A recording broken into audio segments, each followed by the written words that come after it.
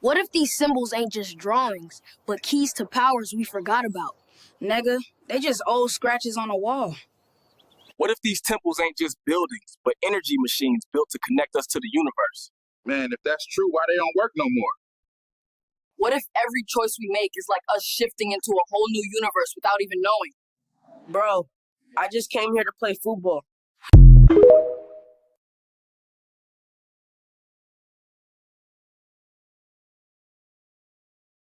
Peace! Did you know the shouting we see in black churches today came from an old West African tradition called the ring shout, one of the clearest markers of black church culture. The ring shout wasn't just yelling, it was a deeply spiritual communal ritual, a full-body act of worship. People stood in a circle, moving counterclockwise, symbolizing a spiritual journey and connection to their ancestors. One person, the stick man or rhythm keeper, would beat a wooden stick, sometimes a broom handle or cane, against the floor to create a steady beat. A leader would sing a line and the group answered back in call and response. They shuffled instead of jumping. Feet never fully left the floor. Many believe this helped them avoid punishment since slaveholders or slave masters or overseers called dancing sinful and forbade large African gatherings. The beat came from hand clapping, foot tapping, drumming, and sometimes sticks. The sticks replaced drums, which were often banned by the slave masters or slaveholders because they feared drums could carry a secret message for slave rebellions and escapes.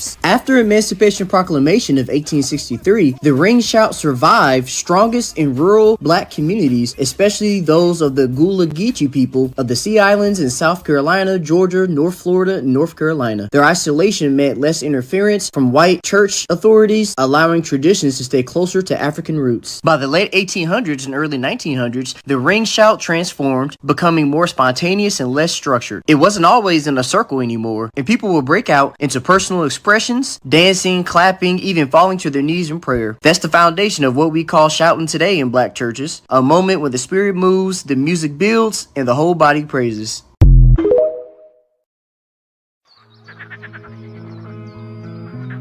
You've heard of Nat Turner, but have you ever heard of the revolt that made plantation owners flee to the woods? This was the German Coast Uprising, the largest slave revolt in American history, and it happened right here in Louisiana. It was January 1811, just outside New Orleans, cold, quiet, and then the drums of rebellion. A man named Charles Deslans, an enslaved overseer with Haitian roots, had a plan. He sparked a rebellion that would stretch over 26 miles of the Mississippi River's edge, known as the German Coast. Dozens of enslaved men stormed the plantation armed with tools, blades, and fire. They freed others, growing their numbers to more than 500, marching like an army toward New Orleans. Their goal: end slavery, take the city, flip the power. For 2 days, they shook the foundations of Louisiana's brutal slave economy. But the uprising was met with force. Local militias, federal troops, and planters crushed the rebellion. Nearly 100 rebels were killed or executed in the aftermath. Their heads were placed on spikes along the river, a gruesome warning. But what they did still echoes. It was more than rebellion. It was a declaration. The German Coast Uprising may not be in your history book, but it should be, because these men dared to fight for freedom when the world gave them none. Imagine walking into a mansion so beautiful, only to find it hides horrors so dark they scarred New Orleans forever. This is the story of Delphine Lalaurie, a wealthy socialite in the 1830s, famous for her beauty, wealth, and charm. But behind the glittering chandeliers of her Royal Street mansion, slaves were tortured in ways too cruel to speak aloud. In 1834, a fire broke out in the kitchen. Neighbors rushed inside to help, but what they found made them sick with terror. Chained, starved, mutilated slaves, hidden in the attic. The whispers of screams suddenly made sense. When the truth spread, an angry mob stormed the house. But Lalaurie herself? She vanished into the night. Her mansion still stands today, said to be one of the most haunted houses in America. Some swear they hear screams echoing from the attic. The ghosts of Lalaurie's victims, forever trapped in her house of horrors. Divine all blessed greetings and salutations, honor and respect, honor and respect, honor and respect. It is another edition of Revolutionary Hoodoo, New Orleans Voodoo Secrets and Recipes. Powered, produced, promoted, sponsored, and supported by NOIVD, New Orleans International Voodoo Day. Our third annual New Orleans International Voodoo Day, March 23rd and 24th of 2026, promises an inspiring and immersive experience with a diverse lineup of engaging events. Highlights include an educational symposium featuring distinguished speakers from around the world, including a delegation of scholars and spiritual leaders from Benin and Haiti, as well as art exhibitions showcasing voodoo-inspired works by talented local and international artists. The event will also feature a children's program and an Afro-ecology exhibit exploring the sacred nature of plants in voodoo, their role in spiritual practices, and their connection to our ancestors. The weekend will conclude in a ceremonial procession to 9 significant sites throughout the city, locations where the enslaved were brought ashore, held, auctioned, and where they later found community and built and created culture. This journey will begin at the transatlantic slave route to New Orleans marker on the moonwalk at the river and conclude with a traditional voodoo ceremony in Congo Square. Additionally, visitors can participate in interactive workshops, community discussions, and opportunities to connect with practitioners and cultural experts. This multifaceted celebration offers something for everyone, creating a meaningful space to honor the past, create the present, and inspire the future. We certainly invite you to continue to visit and support us at www.vodouday.org. Again, at www.voodooday.org. We also appreciate and are very grateful for your continued support of this 9 p.m. Central Standard Time platform, weeknights at 9 p.m. Central Standard Time. We're certainly grateful for our live chat participants. Greetings, Britt Dash. Greetings, Daniel Neal and Nina Lloyd. We're certainly grateful for your continued support and participation.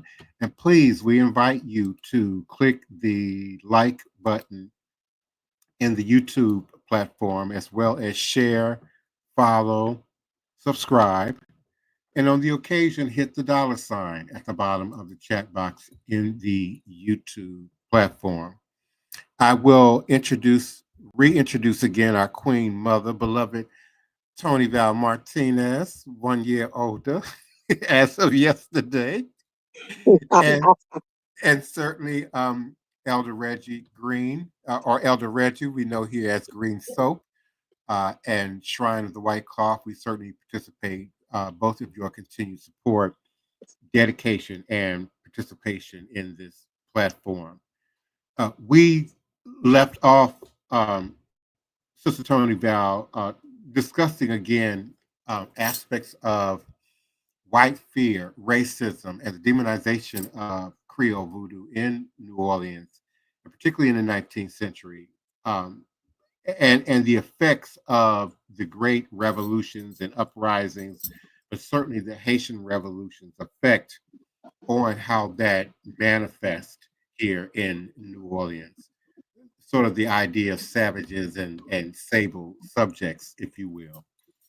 Months after the end of the revolution, Governor Claiborne wrote privately to Etienne de Boer, mayor of New Orleans, about the problems of new slaves the territory was facing, with the view of remedying the evils to be apprehended from the improper introduction of slaves and other people of color from the islands. I had thought it sufficient to cause all persons of this description to be stopped at Plaquemines until they obtain my permission to ascend the river. Concerning the prohibition of any person of color, free or slave, into the territory, Governor Claiborne added, and I quote, "I shall avail myself of your proposition for additional precautions. Therefore, no person shall introduce Negroes into Louisiana of any description whatever until they have first been stopped by the commandant of Plaquemine, who shall forward to me list of their number, unquote. Speaking on behalf of slaveholders in a letter dated September 20th, 1804 to James Madison, Governor Claiborne addressed the continued concerns of white New Orleanians. Sir, I enclose for you a petition addressed to me and signed by a number of respectable inhabitants of this city. You will discover there is some apprehension of an insurrection among the Negroes, that much alarm exists. Although I am not myself of opinion that we are in as imminent danger as the memorialists seem to think, I have nonetheless taken every means of precaution in my power. So on 16th of October, 1804, Governor Claiborne received an urgent letter from the civil and military commandant, Edward D. Turner.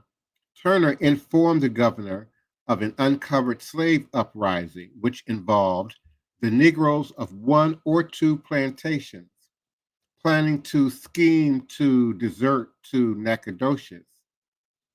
Before anyone could be forewarned, the 9 runaways had got off after breaking open a house and stealing a quantity of powder and lead arms, and they took with them a number of slaves.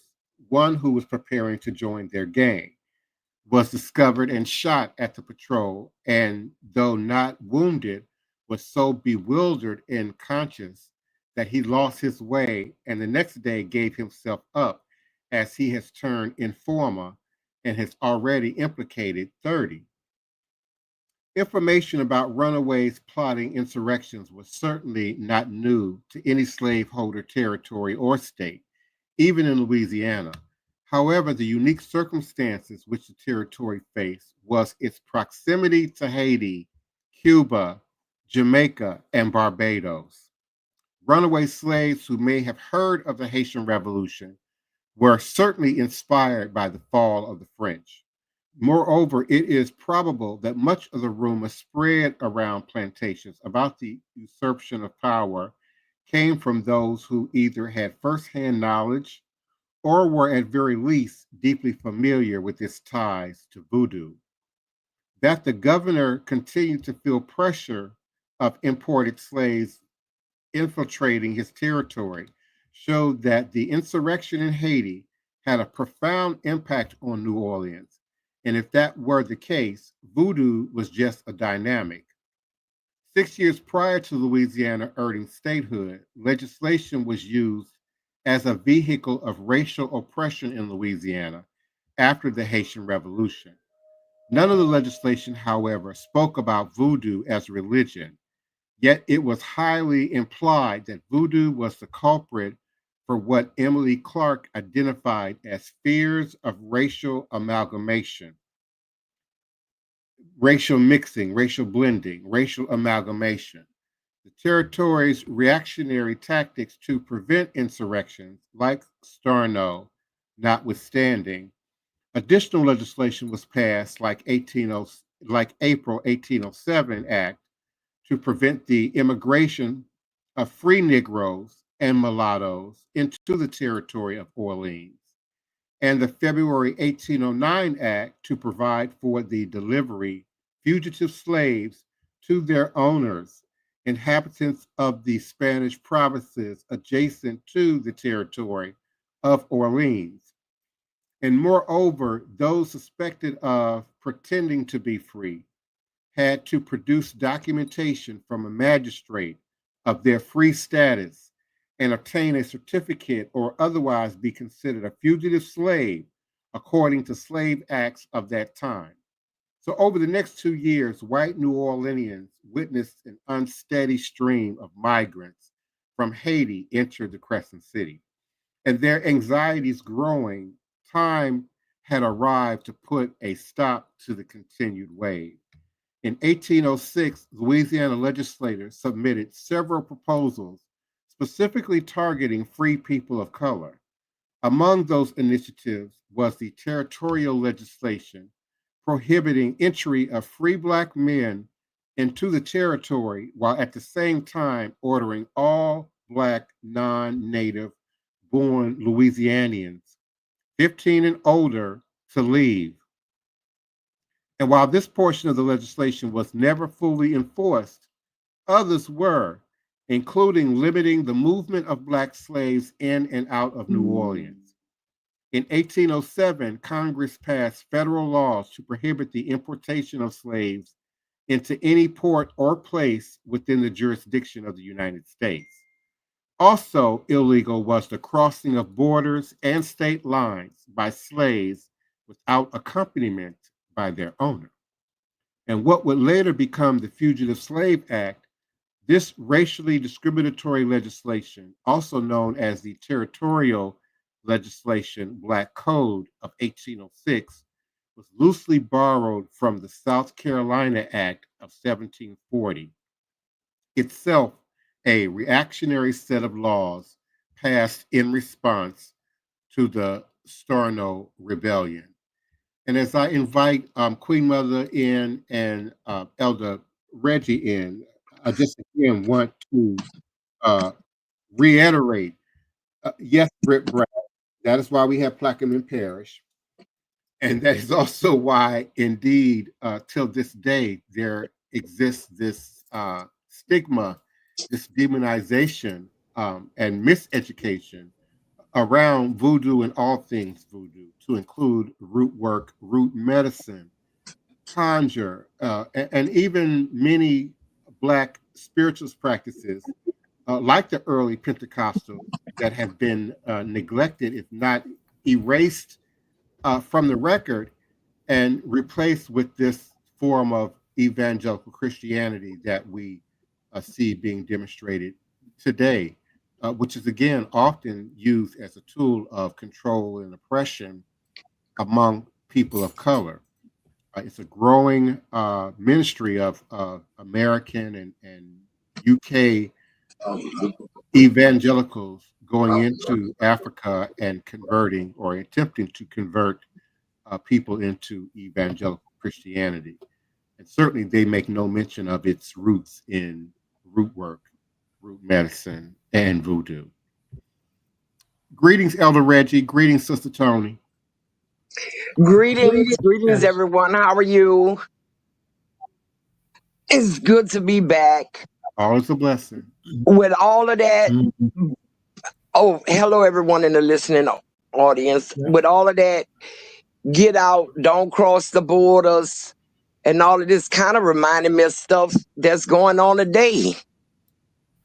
You know, get out of town, because they also started imprisoning a lot of them as vagrants.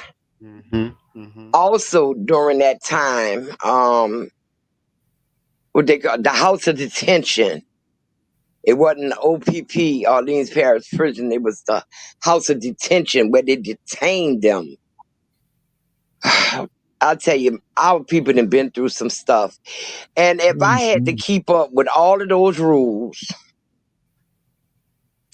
what you can't do, where you can't go, who you can't be with, don't cross this line, don't go outside, that had to be nerve-wracking to the third power. To keep up with all, don't go outside without your hair being tied up. Don't wear this color dress. Oh my God. Our people have really been put through the ringer, but guess what? We still came out fresh and we are still here. That is true, Sister Toni. And we're going to be here. I know that's right. Blessings, Sister Toni. I just wanted to come in and happy birthday to you and divine. Oh, thank you. Thanks for the show. But go ahead, then I'll follow up. No, you can go ahead, sir. Yeah, but as Divine Prince was reading, and it just brought to mind that there was actually 3 different governments. You had the British government, you had the French government, and the Spanish. So as a people who was enslaved at that time, how you had just so many different rules that you could violate so easily. That also had to make it a real trying time.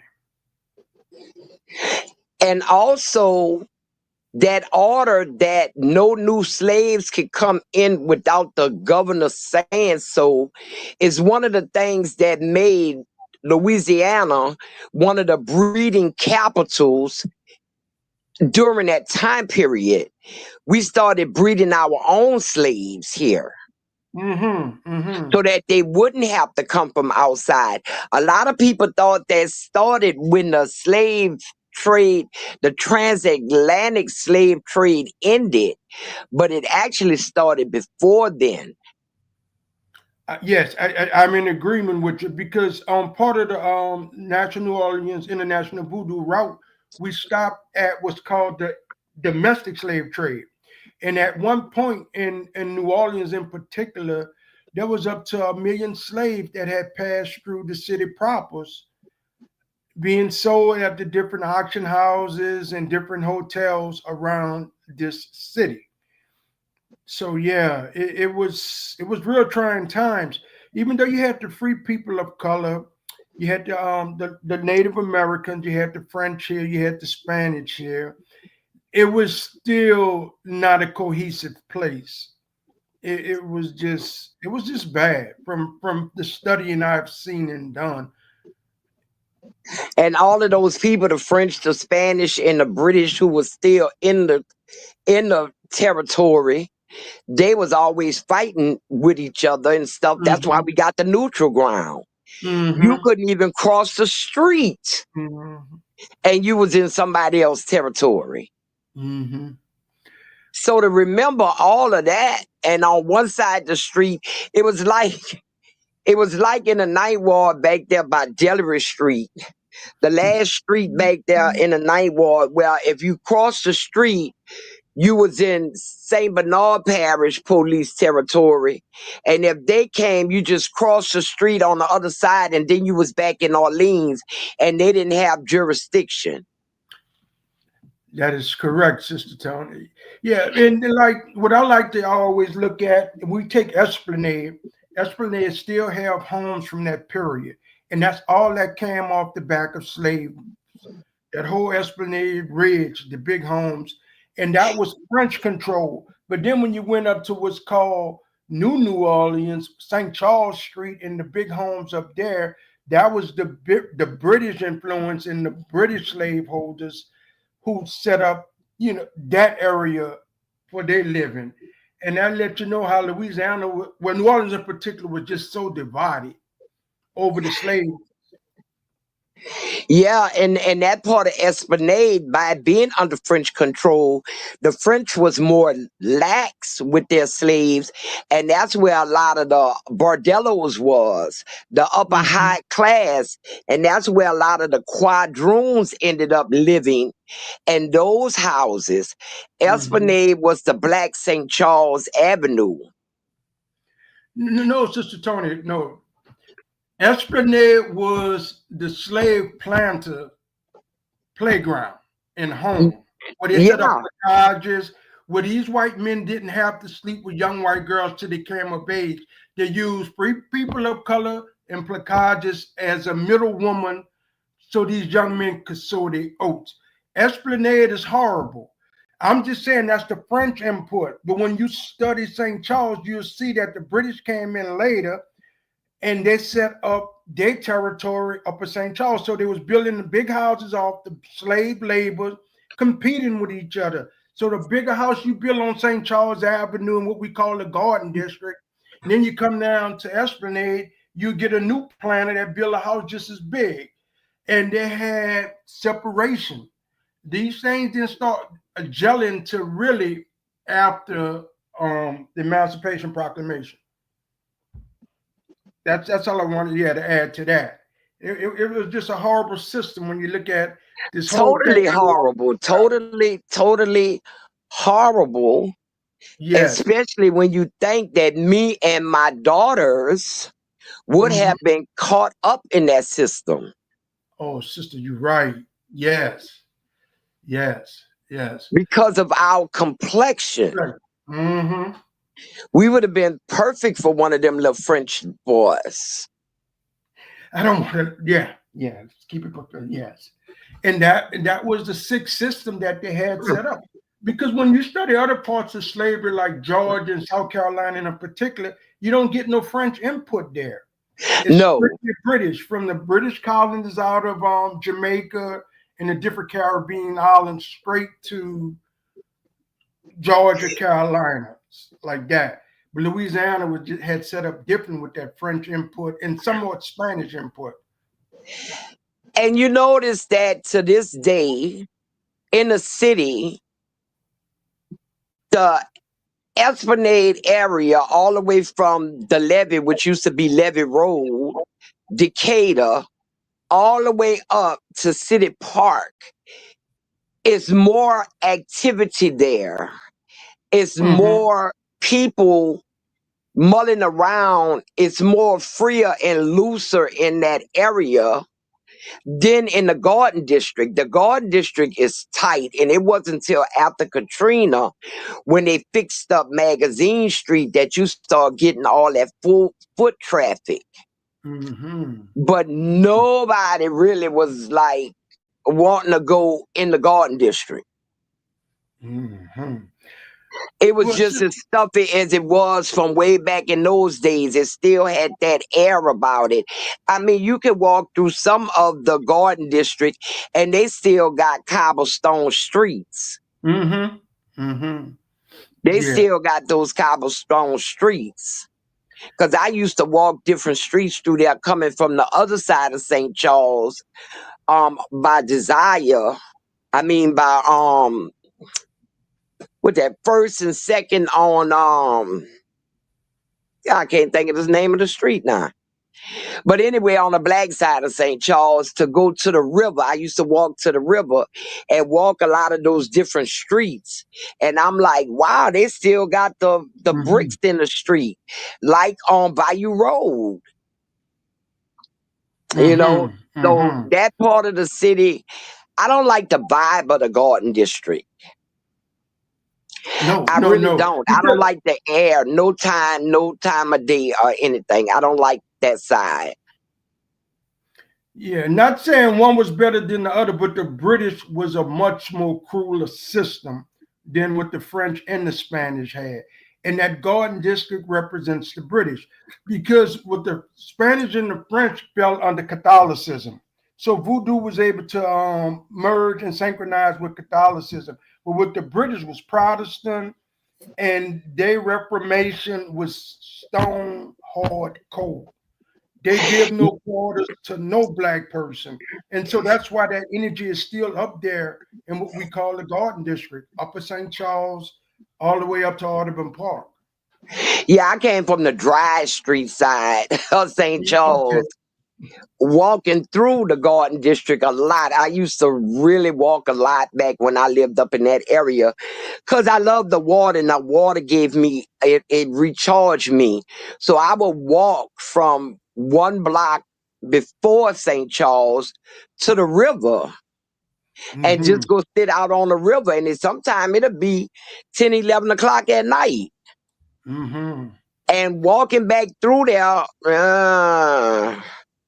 it wasn't people that made me uneasy, because you really didn't see anybody else. Oh yeah, it's haunted for sure. When I met Toni, it's the energy. When I met Toni and I was working that graveyard shift at 650, I would have to bike through there, usually down Coliseum, sometimes Camp, but usually down Chestnut, Coliseum. I'd be on my bike. Going to work between like 9 and 9:30, and then early in the morning, I think after 7 o'clock. And it was always very spooky, very haunted, very just moving energy constantly over there. And it so was heavy. It was like you could cut it. Well, let me ask you this. Anne Rice set up her Vampire Diaries in that particular area you guys are talking about. Maybe she was tapping into some of that darkness? Oh, she was. She very much was. The house she lived in was haunted. I mean, the graveyard was right down Washington where the vampire was supposed to had been buried himself for hundreds of years. She definitely tapped into all of that energy. I passed her old house the other day. Okay. Yeah, it's a school now.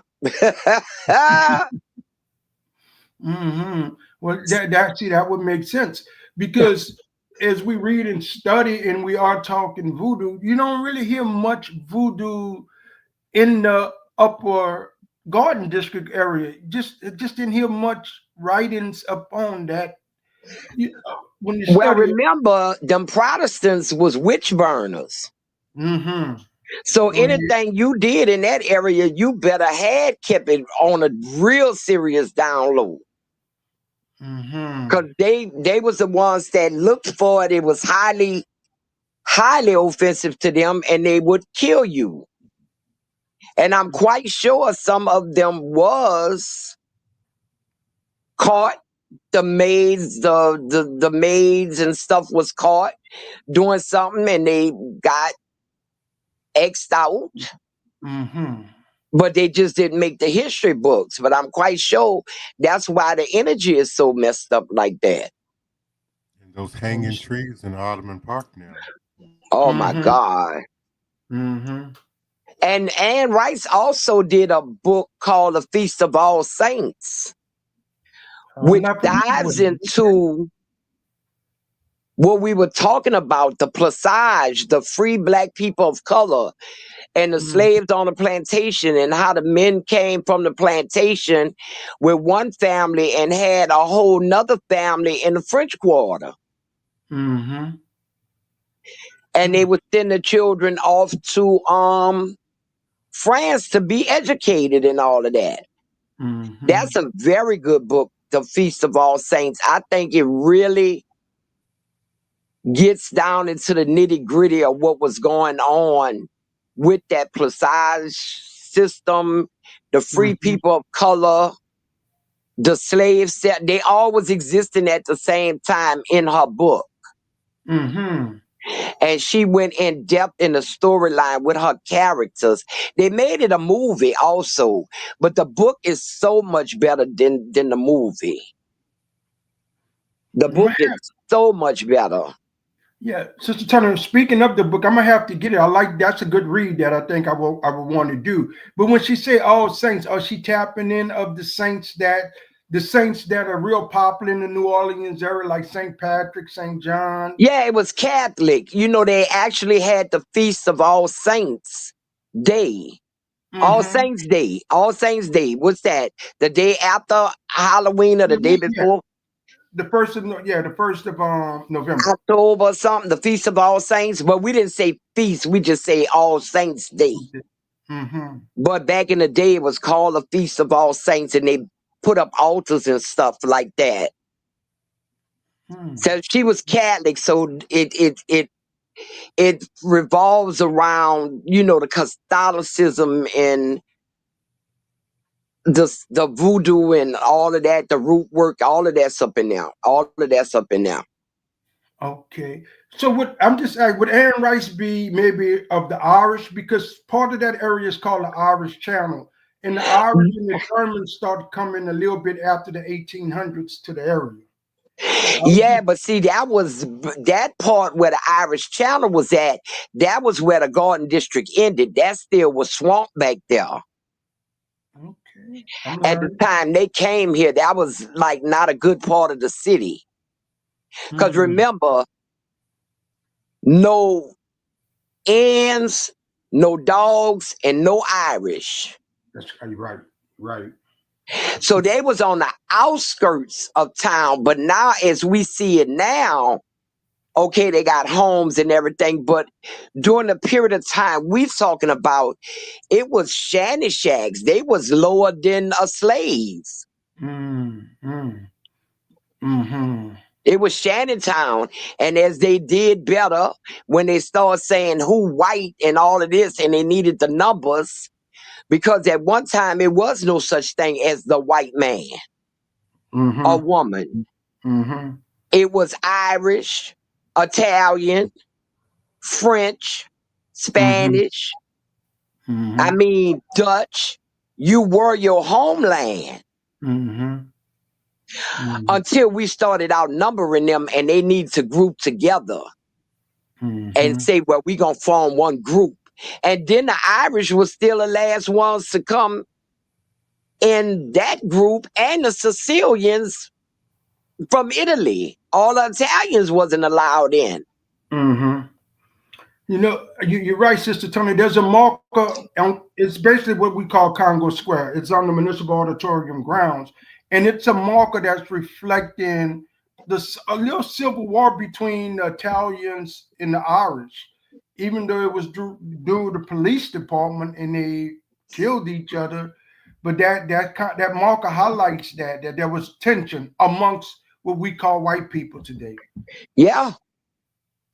I just did a article, a video on my Black New Orleans page about the Sicilians in New Orleans when they came to the to Orleans Parish and stuff, and where they set up at. The French Quarter was not what it is today. Mm-hmm. The French Quarter was tore up from the flow up in slums. Mm-hmm. Mm-hmm. Slums, the Italians lived there, the worst of the worst. They called that area Bucket of Blood. Mm-hmm. It wasn't until they want to capitalize on an area for tourism, when tourism came into play. Mm-hmm. They wasn't going to put them in the garden district,